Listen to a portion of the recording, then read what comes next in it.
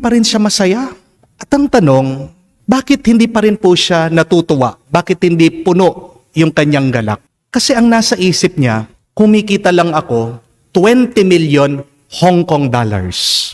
Gusto daw niya, kumita siya ng 20 million American dollars. Kailangan, sabi niya, makarating ako sa Amerika para buong mundo makilala ako at mas yumaman pa ako. So yan po yung naging bagong panaginip at pangarap ni Jet Li. At pinalad siya, nakapunta po siya sa Amerika. Muli, nagsipag siya, nagtiyaga siya, nagpursige siya.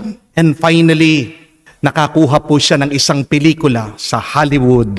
At nakuha po niyang kanyang pangarap. Nag-succeed na siya. Sabi niya, yes, I'm a Hollywood star. I'm rich and famous. I have a lot of money. Ngayon kumikita na daw siya. Yung inaasam niya, $20 million. Pero nung minsan daw, napalingon siya, may narinig siya, isang Amerikano, nilabas lang daw po niya yung cellphone niya, may tinawagan, bilhin mo to sa stock market. Then pagkatapos daw po ng ilang oras, kinuha na naman yung cellphone, sabi, benta mo na to sa stock market. At alam niyo po kung ano nangyari? Kumita daw yung taong yon in a few hours, sandali lang po ha, $50 million. Lalo daw po nalungkot, lalong na-prostrate, lalong na-disappoint itong si Jet Li. Kasi isipin nyo na po, sabi niya, ilang taon yung kanyang ginugol. Nagpakahirap siya, nagpagod siya, para lang marating niya yung tuktok.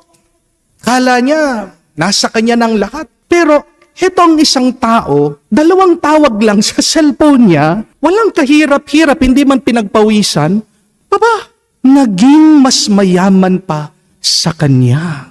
Dito po na-realize ni Jet Li na kahit na magkaroon ka ng maraming pera, hindi ka pa rin magiging tunay na masaya. Amen?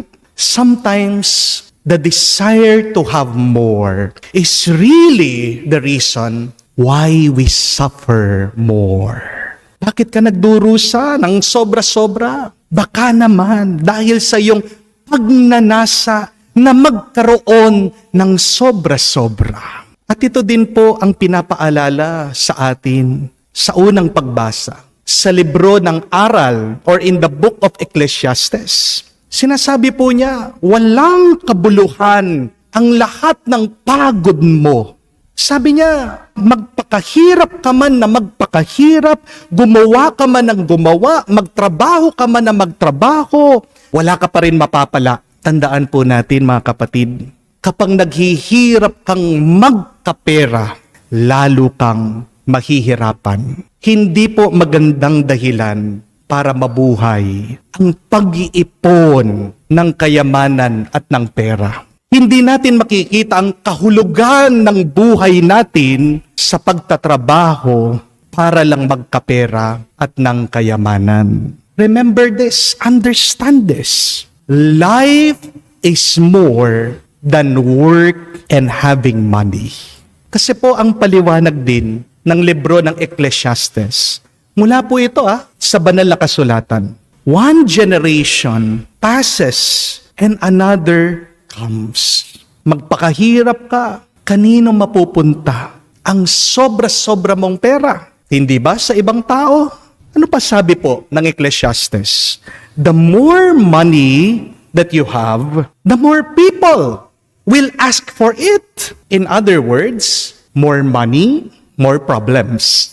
Pagkadami-dami man ng iyong pera, hindi mo mauubos yan na mag-isa. Kaya nga, anong nangyayari? Pag nalaman yan, nabalitaan ng ibang tao, hihingi sa'yo.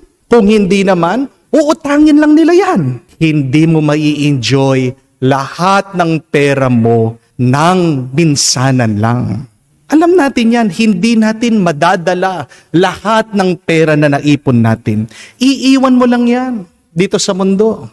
At ang malungkot na katotohanan, minsan, yung pera na iniwan mo, yan pang nagiging dahilan ng pagkakasala, ng pag-aaway ng mga tao. Kahit na anong gawin natin mga kapatid, kapag pera ng pinag-uusapan, madalas, lumalabas ang masamang ugali ng tao. Amen? Money sometimes brings out the worst in us. Opo, meron naman mabuting magagawa ang pera. Pero yung pagnanasa ng tao na magkapera, minsan, diyan siya nakakagawa ng kasalanan. Minsan, yan yung dahilan bakit nasasaktan niya, kahit na minsan, ang mga taong yan ay minamahal niya. Ano po ang kahibangan ng pag-aasam ng napakaraming pera at kayamanan? Ito po, hindi tayo bubusugin ng pera. When it comes to money, we are never content.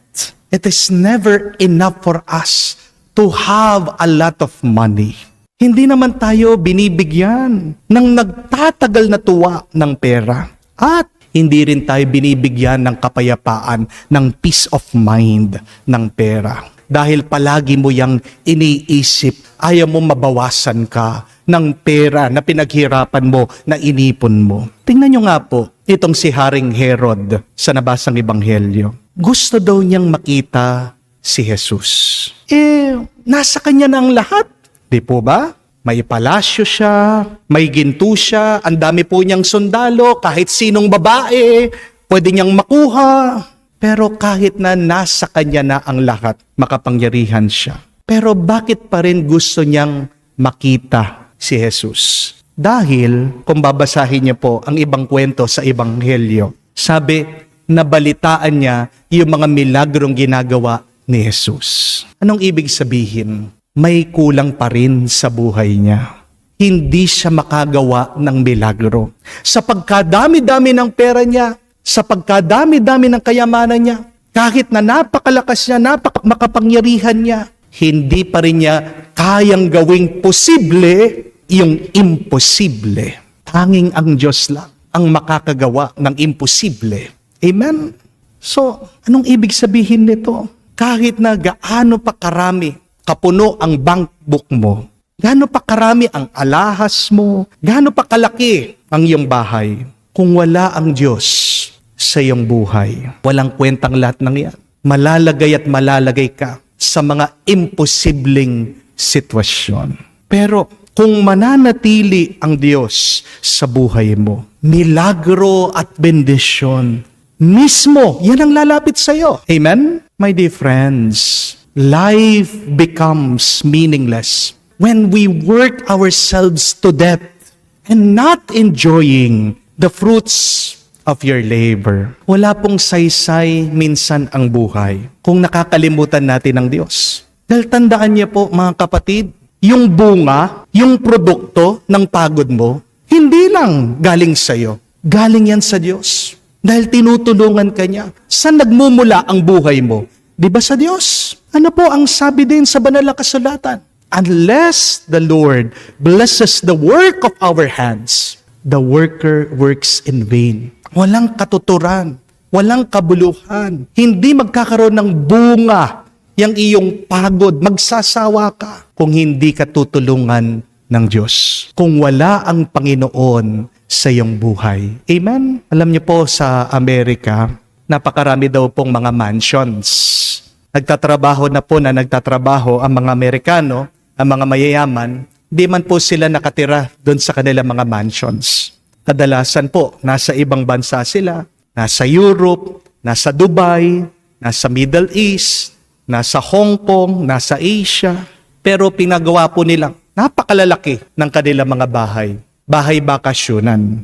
Alam niyo po kung sino yung nag-i-enjoy doon sa mga malalaking mansyon at bahay nila? Yung mga caretaker, yung mga nagbabantay sa bahay nila, kadalasan po mga Pilipino. Kasi wala po yung mga may-ari, sino po yung gumagamit ng swimming pool, sino po natutulog doon sa mansyon, di po ba yung mga bantay bahay. Dahil po sila yung mga nakatira dito, sila yung gumagamit ng magandang bahay. Kapag po nag-retire na, yung mayaman na Amerikano, pag uwi po nila doon sa mga mansyon, ang kwento, sira-sira na po, luma na yung bahay. At kung i-enjoy daw po nila yung kanilang mga mansyon, kadalasan, ilang taon lang po kasi agad po silang namamatay. Matanda na sila eh. See, the meaningless of working too hard and hardly living at all. Ano po ang pinakamakabaluhang buhay? What is the most meaningful life? Remember this. It is living your life with a purpose with the Lord. Basta't alam mo lang yung dahilan bakit nabubuhay ka. Basta't alam mo na kasama mo ang Diyos, magiging puno, magiging masaya ang buhay mo. Amen? Because people who live with a purpose, people who live with God, doesn't need to be happy. Why? Because when you have a purpose, when you have God in your life, you will always be happy. Bakit malungkot ka? Baka naman, hindi mo na alam ang kahulugan. Bakit nabubuhay ka? Bakit miserable ka? Baka naman, palagi kang nakatuon sa mga material na bagay at nakalimutan mo ng spiritual na pangangailangan mo. Ang presensya ng Diyos, siya lang ang magpupuno sa iyo. Amen? Ang tanong, alam mo ba kung bakit ka pa nabubuhay? Bakit ka nagigising araw-araw? Ang tanong, nabubuhay ka ba kasama ang Diyos? Nabubuhay ka ba na ginagawa mong kagustuhan ng Diyos? Mga kapatid, anuman po ang iyong kalalagayan ngayon, malayo ka man sa iyong pamilya, may sakit ka, nadidepress ka dahil nag-aaway kayo ng iyong asawa, may problema ang inyong relasyon, o baka nagsasawa ka na sa pag-aaral mo, o pagod ka na sa iyong trabaho. Ano man ang iyong sitwasyon o kalalagayan ngayon, huwag mo sanang kalimutan ang dahilan mo bakit nagpapatuloy ka, bakit lumalaban ka pa rin, gitna ng hirap ng buhay. At para po mabigyan po tayo ng panibagong lakas at magpatuloy tayo sa ating paglalakbay, hilingin natin na tayo ay manatiling malapit na malapit kay Jesus. May God remind you of your purpose and your meaning in life. And may Jesus always shower you with all the blessings in heaven so that you may remain strong. You may continue in your journey in this life until all of us would reach God's kingdom in heaven. Amen. Alam natin ang napakaraming kasamaan sa mundo sa pamamagitan ng kamatayan at muling pagkabuhay, nagapi ni Jesus ang kasamaan. Manalangin tayo sa Ama upang magwagi ang kabutihan. Ating sabihin, ating dalangin, Panginoon, dinggin mo kami. Ang simbahang naglalakbay, naway magbigay ng liwanag sa mga tao para baguhin ang kanilang pamumuhay sa pamamagitan ng tapat na pagsaksi kay Kristo sa kanilang salita at gawa. Manalangin tayo sa Panginoon. Panginoon, dinggin mo kami. Ang mga bansa naway isuko ang walang saysay na pagkakaroon ng makapangyarihan at mapanirang gamit pandigmaan at sa halip mamuhay sila ng sama-sama, mapayapa at nagkakasundo. Manalangin tayo sa Panginoon. Panginoon, dinggin mo kami. Ang mga inuusig dahil sa kanilang paniniwala, naway magtagumpay na makamit ang kanilang kalayaan. Manalangin tayo sa Panginoon. Panginoon, dinggin mo kami. Sa katahimikan po ng ating puso, banggitin din natin at sabihin sa Diyos ang ating mga personal na pangangailangan. Ama naming Diyos, patuloy mo kaming hilumin sa lahat ng kasamaan at tayaan mo ng iyong kabutihan ang patuloy na magliwanag sa amin sa kapangyarihan ni Jesucristo, aming Panginoon. Amen.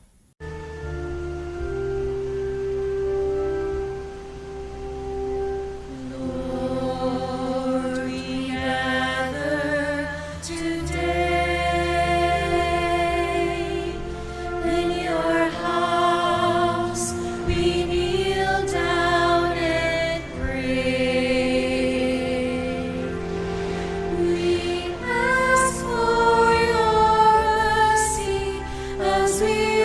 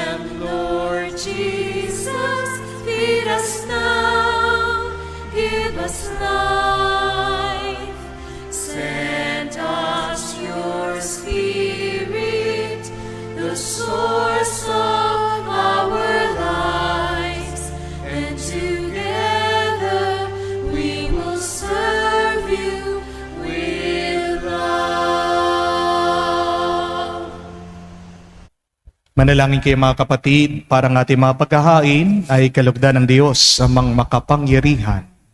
Tanggapin nawa ng Panginoon itong paghahain sa iyong mga kamay, sa kapurihan niya at karangalan, sa ating kapakinabangan at sa buong sambayanan niyang banal. Ama naming lumikha, pakundangan sa minamahalaga mong pagkamatay ng iyong mga mahal. Ginanap namin ang paghahain na siyang ugat ng kabuluhan. Na pagkamatay bilang martir sa pamagitan ni Jesucristo, kasama ng Espiritu Santo magpa sa walang hanggan. Amen. Sumainyo ang Panginoon. At sumain niyo rin. Itaas sa Diyos sa inyong mga puso at diwa. Itinaas na namin sa Panginoon. Pasalamatan natin ang Panginoong ating Diyos. Marapat na siya ay pasalamatan. Ama naming makapangyarihan, tunay ngang marapat ikaw ang aming pasalamatan. Ngayon aming kagalakan na sila San Cosme at Damian ay parangalan. Sila'y kapanalig naming may paninindingan na ikaw ay pahayag kahit na sila'y mamamatay, sapagkat minarapat mo kanilang matularan ang iyong anak na naghain ng sariling buhay, tulad na naganap sa iyong anak. Ang dugo ng mga martir ay dumanak, hindi dahil sa katatagan likas, kundi dahil sa iyong bigay na lakas. Kaya kaisa na mga anghel na nagsisiawit ng papuri sa iyo ng walang humpay, sa kalangitan kami nagbubunyi sa iyong kadakilaan.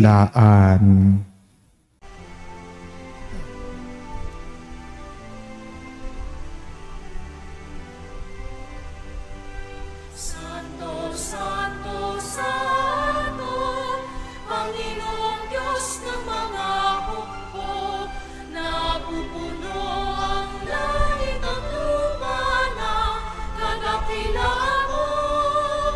Hosana, Hosana, sa kaitaasan, pinagpala ang naparirito sa ngalan ng Panginoon.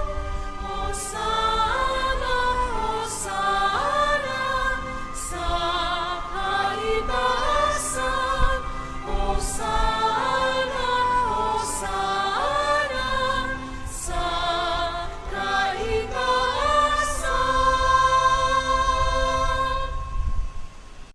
Ama naming banal, ikaw ang bukal ng tanang kabanalan. Kaya't sa pamagitan ng iyong Espiritu, gawin mong banal ang mga kaloob na ito, upang para sa amin maging katawan at dugo ng aming Panginoong Hesukristo. Bago niya pinagtiis ang kusang loob na maging handog, hinawakan niyang tinapay, pinasalamatan kanya, pinaghati-hati niya yon, inabot sa kanyang mga alagad at sinabi, "Tanggapin ninyong lahat ito at kanin. Itong aking katawan na ihahandog para sa inyo."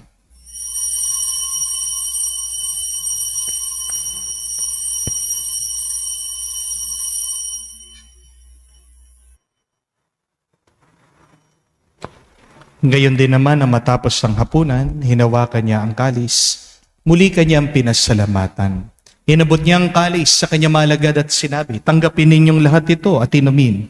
Ito ang kalis ng aking dugo, ng bago at walang hanggang tipan. Ang aking dugo na ibubuhos para sa inyo at para sa lahat, sa pagpapatawad ng mga kasalanan. Gawin ninyo ito sa pag-alaala sa akin."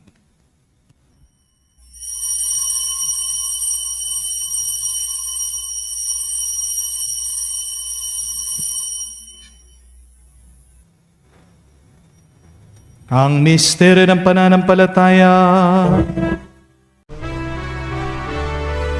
Aming ipinahayag na namatay ang iyong anak, nabuhay bilang Mesiyas at magbabalik sa wakas para mahayag sa lahat. Ang mga ginagawa namin ngayon ang pag-aalaala sa pagkamatay muling pagkabuhay ng iyong anak. Kaya tinialay namin sa iyong tinapay nagbibigay buhay at ang kalis na nagkakaloob ng kaligtasan. Kami nagpapasalamat dahil kami yung minarapat na tumayo sa harap mo para maglingkod sa iyo. Sinasamo namin kami magsalo-salo sa katawan at dugo ni Kristo ay mabuklod sa pagkakaisa sa pamamagitan ng Espiritu Santo. Amalingapin mong iyong simbahan, laganap sa buong daigdig. Puspusin mo kami sa pag-ibig. Kaisa ni Francesco, ang aming Papa Florentino, aming Arsobispo at ng Tanang Kaparian.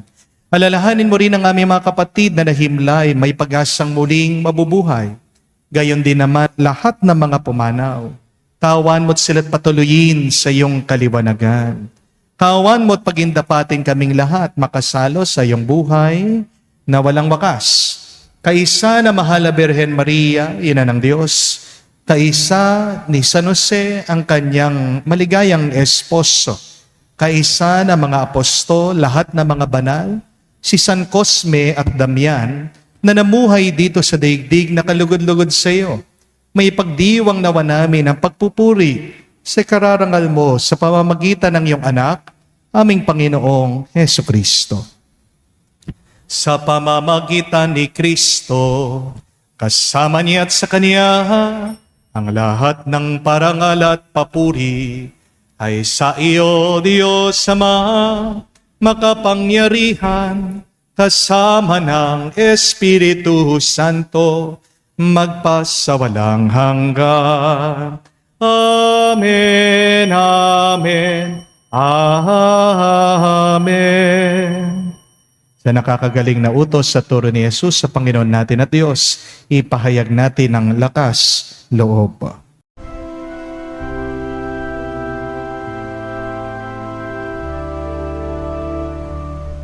Ama namin, sumasalangit ka, sambahin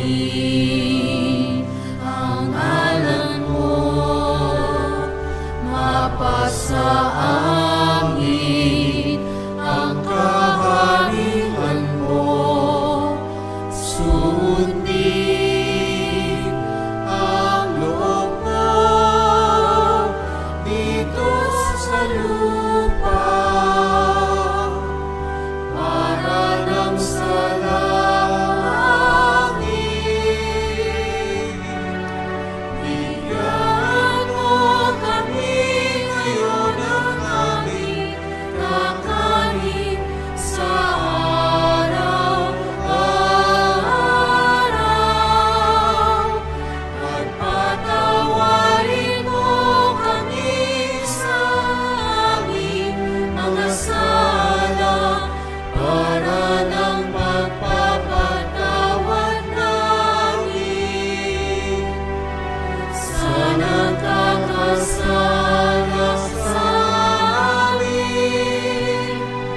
At huwag mo kami ipahintulot sa tukso, at iadya mo kami sa lahat ng masama.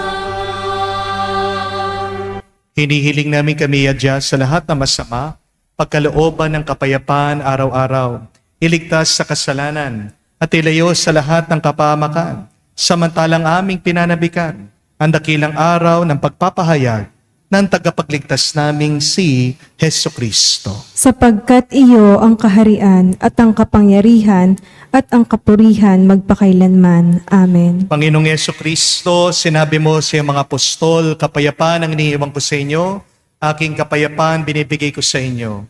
Tunghayan mo ang aming pananampalataya, huwag ang aming pagkakasala. Pagkalooban mo kami ng kapayapaan at pagkakaisa, ayon sa iyong kalooban, kasama ng Espiritu Santo, magpa sa walang hanggan. Amen. Kapayapaan ng Panginoon ay laging sumainyo. At sumainyo rin. Magbigayan po tayo ng kapayapaan sa bawat isa. Pisuhin niyo po, kapayapaan po sa inyong lahat. Kordero ng Diyos na nag-aalis ng mga kasalanan ng sanlibutan,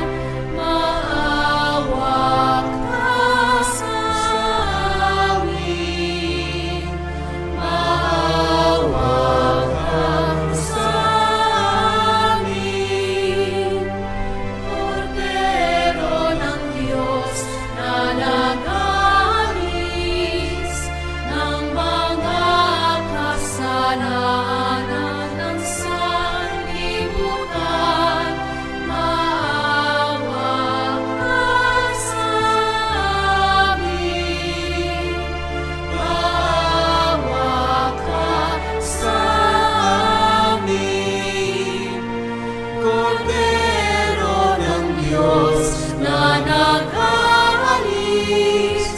ng mga kasalanan ng sanlibutan, ipagkaloob mo sa amin ang kapayapaan.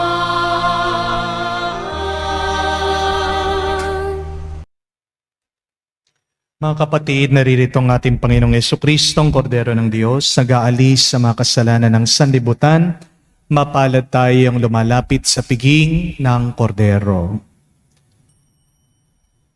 Panginoon, hindi ako karapat-dapat na magpatuloy sa iyo, ngunit sa isang salita mo lamang ay gagaling na ako.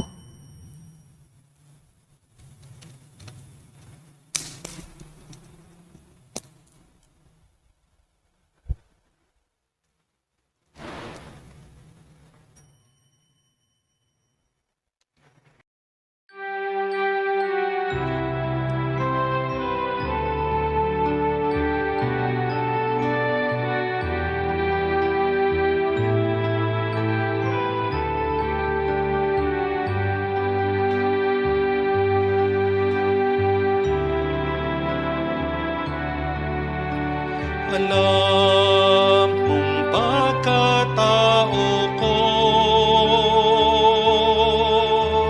wala akong matatago. Alam mong aking isipan, alam mo ang lahat ng ginagawa ko, O Diyos. Gabayan mo ko, Diyos, sa buhay na ito. Ilapit mo ako sa pagmamahal mo. Dalhin mo ko, Panginoon, sa kalangitan. Buhay kasama mo.